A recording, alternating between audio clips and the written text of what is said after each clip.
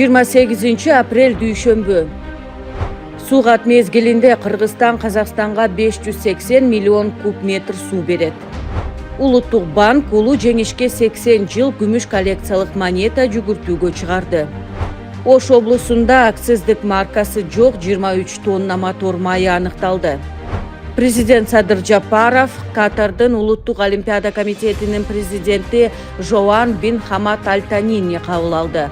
Мамлекет башчы Кыргызстанда заманбап спорттук объектилерди куруу үчүн Катардын тажрыйбасын жана инвестицияларды тартуу мүмкүнчүлүгүн карап чыгууну сунуштады. Апрель айында Кыргызстанда чет элдик номур тагылган 2642 унаа мыйзамдаштырылды. Атамекендик согуштун ардагерлерине 100 000 сомдон бир жолку жардам көрсөтүлөт. 1 апрелге карата Кыргызстанда 32 ардагер бар. Кыргызстан Орусиядан С-300 зениттик ракеталык комплексин алды.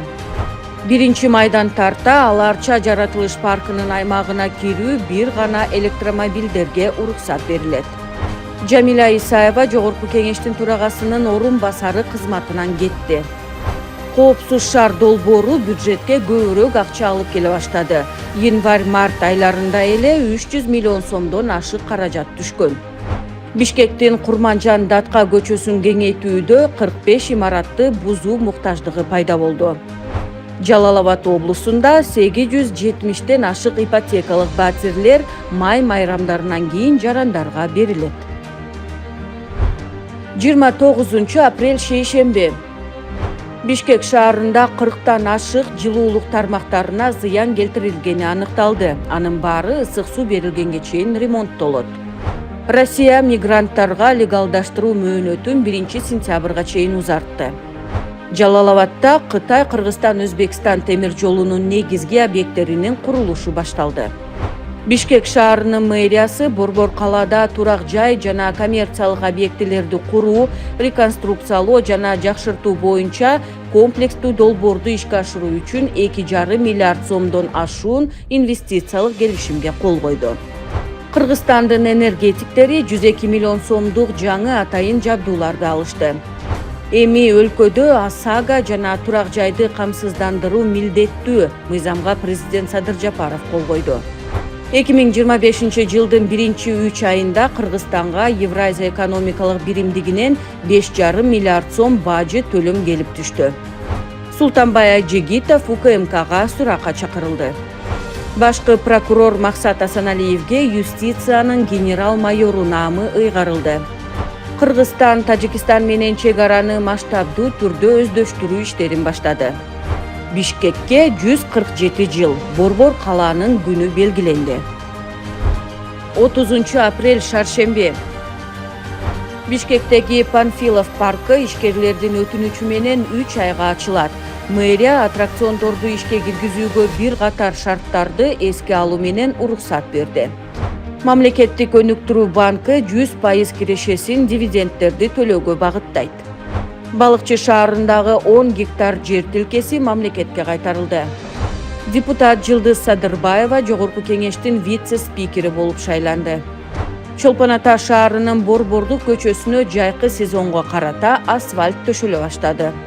Мамлекеттик камсыздандыруу уюму дивидендтерди төлөөгө 450 миллион сомдон ашык таза пайданы бөлүп берет. Республикалык бюджетте өсүштүн жогорку темптери сакталууда. Үстүбүздөгү жылдын январь-март айларында Кыргызстандын республикалык бюджетинин кирешеси 147 миллиард сомду түздү. Бишкекте Жаш гвардия бульвары менен Мидерев көчөсүнүн бөлүктөрү оңдоодон кийин ачылды. Билим берүү министрлиги жалпы республикалык тестирлөөнүн мөөнөтүн тактады. Негизги тапшыруу мөөнөтү 18 майдан 24 майга чейин белгиленди. Султанбай Айжегитов жана анын жубайы Гүлшат Жолдошова үй камагына чыгарылды.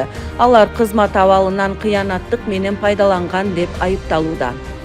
12 майдан 16 майга чейин боомдо таш кулатуу иштерине байланыштуу унааларга чектөө киргизилет. 1 май бейшемби. Бишкекте муниципалдык отканаларга газ от казандары чыгарыла баштады. Жылытуу мезгилинин башталышына карата ар кандай кубаттуулуктагы 11 газ казандарын кураштырып бүтүрүү пландалууда. Аларча жаратылыш паркында жайкы туристтик сезон башталды. 2026 жылга чейин Кыргызстан мамлекеттик секторда эмгек акыны калыптандыруунун бирдиктүү моделине толугу менен өтөт.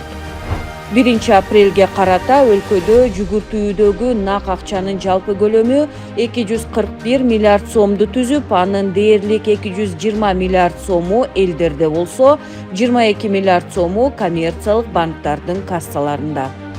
Экономика министрлиги монополиялардын реестрин жоюуну сунуштоодо. Лидер атандаштык чөйрөсүн талдоонун негизинде аныкталат. Өзбекстандык жаран Кыргызстандан 197 таш баканы мыйзамсыз алып чыгууга аракет кылган. Айтматов проспектисиндеги жашоочуларга Бишкектин башка аймагынан жер берип, көчүрүү сунушун киргизди. Бишкекте фонтан сезону ачылды. Учурда шаардыктарды жана конокторду 17 фонтан кубандырууда. 2 май жума. Ош облустук прокуратурасы Ноокат районундагы маданият үйүн жана стадионду мамлекетке кайтарды. Манас аэропортунда жаңы имарат курулуп, эски терминалдын фасады жаңыланууда. Бишкекте чет элдиктер уюштурган онлайн казинонун ишмердүүлүгү токтотулду. Тамчыда атайын инвестициялык аймак түзүү пландалууда. Долбоор коомдук талкууга жарыяланды. Кыргызстанда тооктун жумурткасын импорттоого 6 айга тыюу салынды.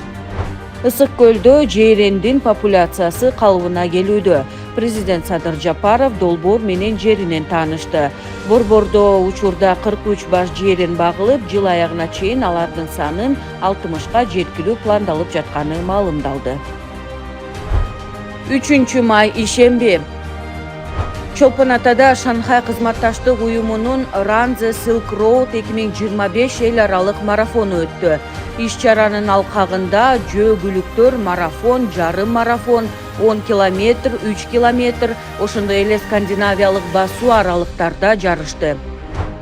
Президент Садыр Жапаров дүйнөдөгү эң ири криптовалюталык биржалардын бири Binance компаниясынын негиздөөчүсү Чанпен Чжао менен жолугушуу өткөрдү. Тараптар Кыргызстанда виртуалдык активдерди жана блокчейн технологияларын өнүктүрүү, ошондой эле киберкоопсуздук жана санариптик коркунучтарга каршы күрөшүү маселелерин талкуулашты. Жолугушуунун соңунда Садыр Жапаров Binance компаниясынын негиздөөчүсүнө президенттин виртуалдык активдери өнүктүрүү маселелери боюнча коомдук кеңешчиси күбөлүгүн тапшырды. Виртуалдык активдер жана блокчейн технологиялар чөйрөсүн өнүктүрүү боюнча улуттук кеңеш түзүлдү. Кыргызстанда 2025 жылкы туристтик сезон расмий ачылды.